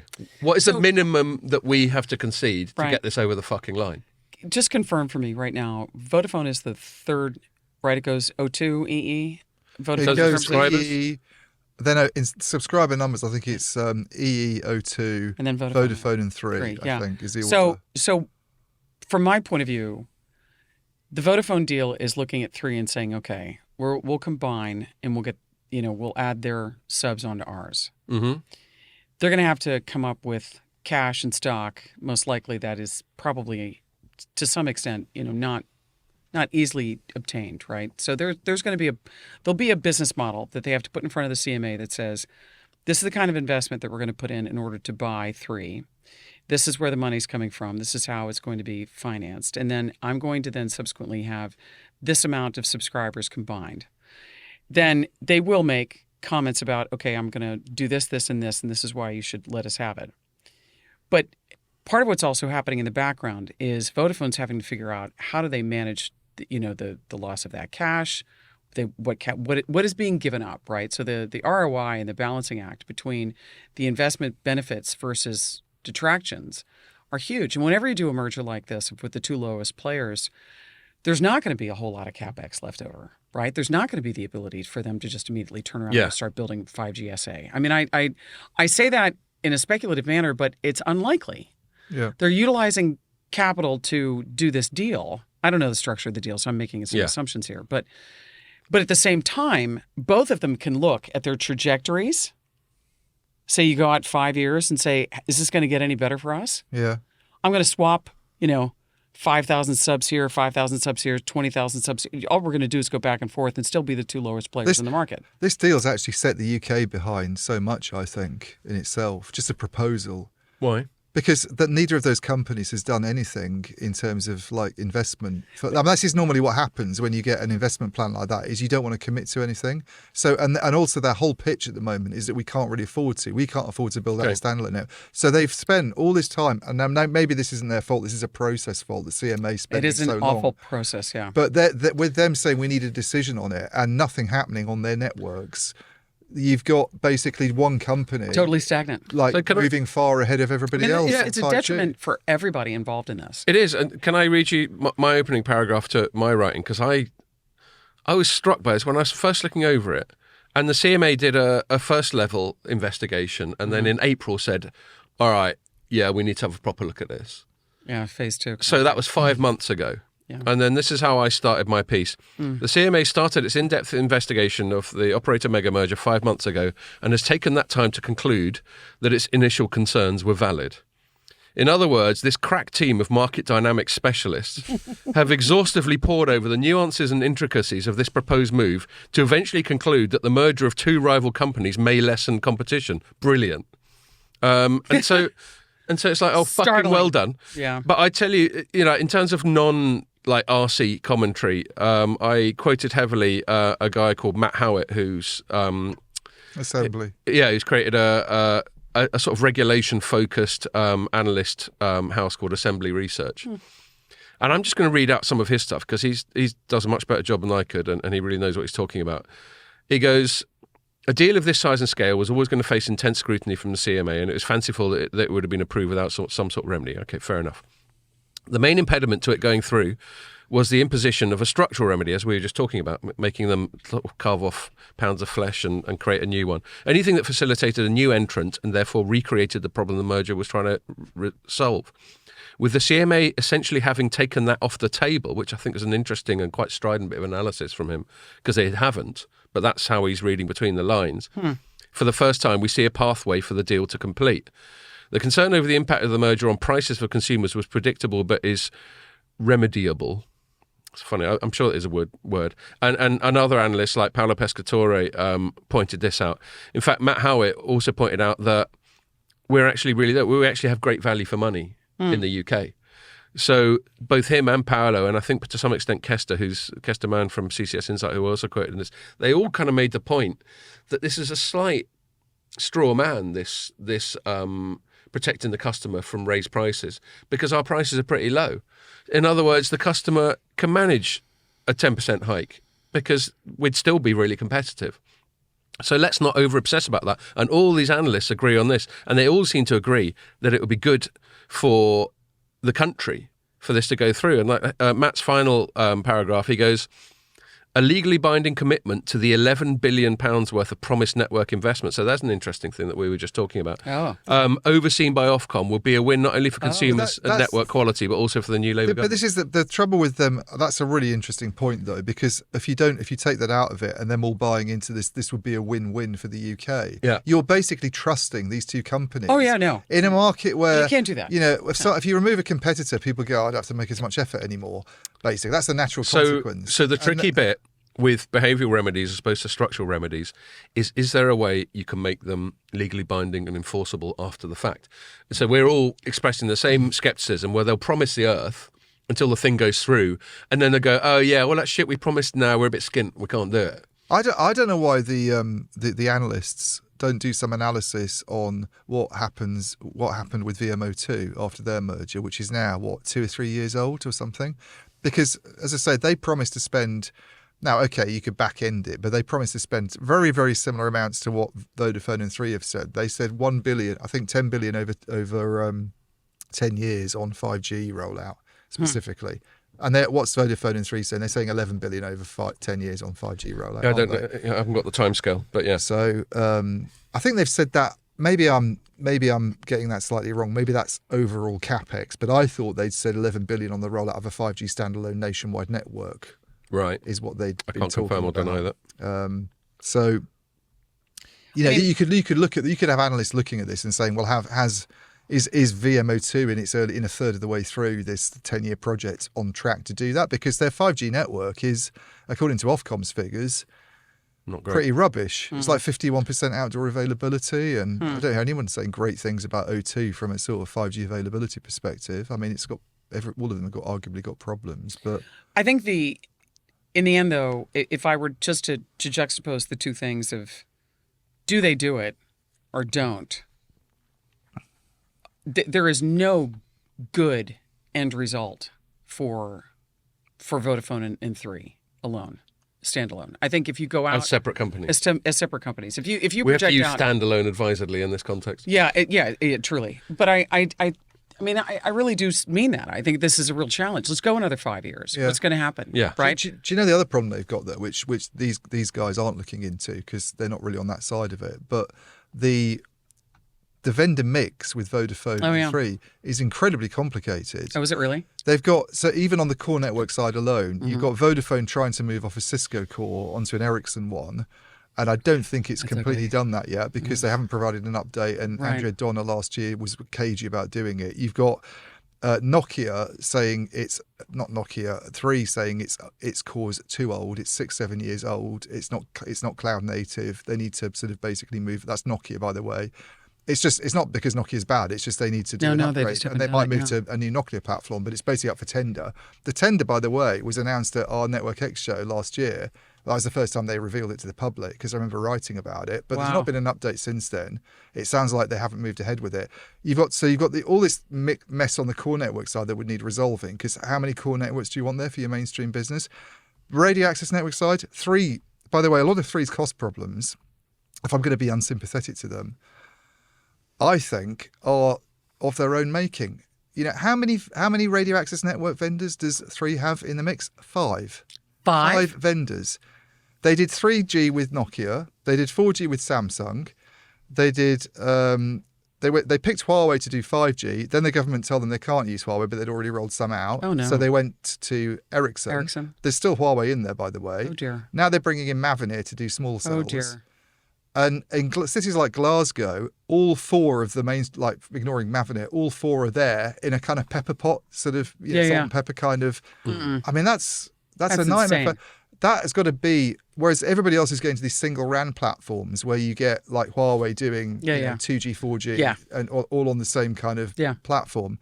That's got to be a cost factor as well. In the reason, and they're going about we can't make a return on investment. Well, your radio access network looks like it's quite a messy thing.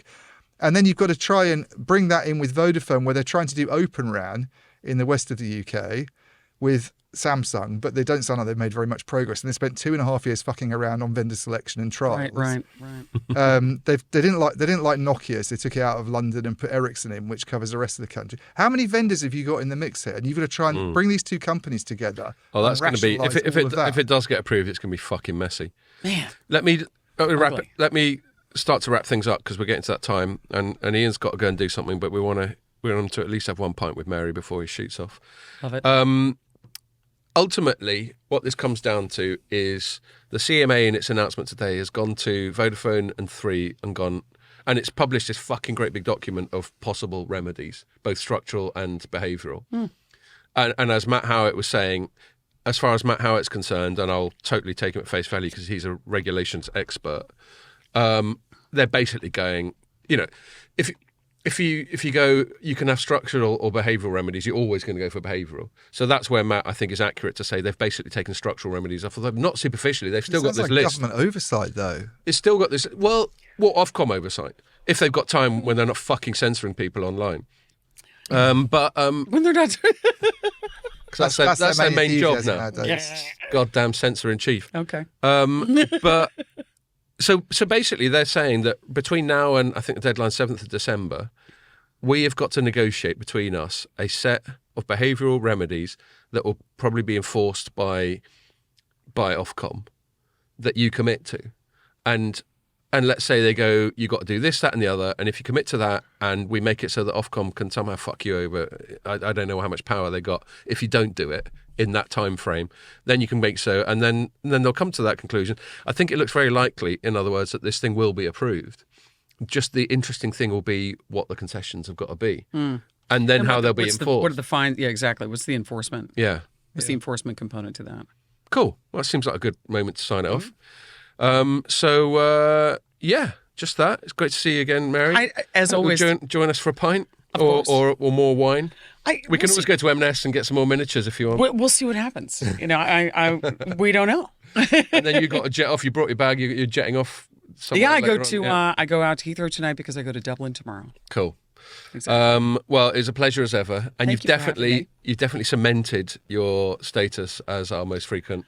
Yeah, I'm really going to take on anybody that says they know more than I am. And in fact, Pierre, I want an actual audit done. Yeah. I mean, it's got to be off the top of our head. I mean, it's not quite double figures, but it's got to be getting up there, isn't it? Oh, it's got to be. Yeah. I mean, we go way back now. Yeah, exactly. Yeah, I mean, it's I was on with Tim Skinner, just on solo before even the Christmas debacle. I mean, and that was a hell of a debacle. And it is funny how these things evolve. I mean, the format we got now is quite stable with me and Ian, and increasingly as the podcast got a bit more notoriety, we have guests more often than not. I know you do. It's awesome to see. And the guests are really good. Yeah, and they're often incoming pitches. Yeah, but still. And all I really say is like, have they seen it? Like, can they handle it? We can't have some corporate stiff who's on message the whole time. No. But yeah, okay. Well, I'll stop gibbering, and say thanks a lot for watching, and okay, I'll start again. Thanks a lot. That was a terrible sign off. You're gonna have to and make sure you join us for the next one.